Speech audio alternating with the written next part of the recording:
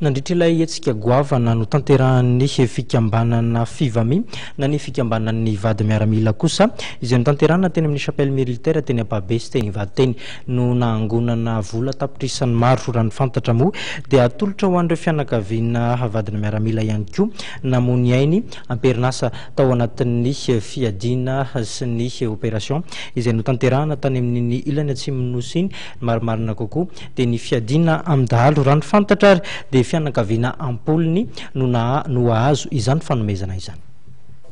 350,000 hetsy valo tapitrisa ariary na 44,5,650 FMG no vola voangona nandritra ny hetsika tolo-tanana izay nikarakarain'ny fikambanana vady miaramila na Fivami izay nikarakaraina ny fahasivika hatramin'ny faraika ambin'ny folo volana Novambra lasa teo teny amin'ny chapelle militaire Ampabesy teny Ivato.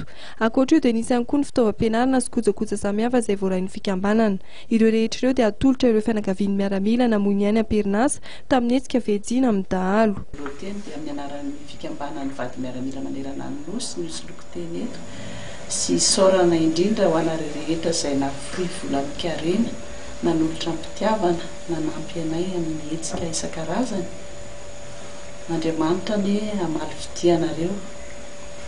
Manarak'izay ny hetsika azo moa ny vola dia nahafapo anay tokoa satria hetsika voalohany efa nazahoana toy ireny.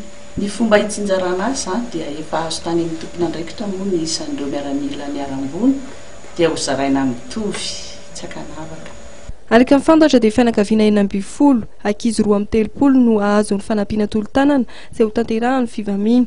Izy ireo izay miparitaka amin'ny faritra maro dia Tsorono Mandidy, Fianaratsoa, Iosy, Petroka, Fort Dauphin, Toliary, Albelo, Sur-Tsirpiana. Ny eto andrenivohitra no isantarana fitsinjarana amin'ny fanampiana.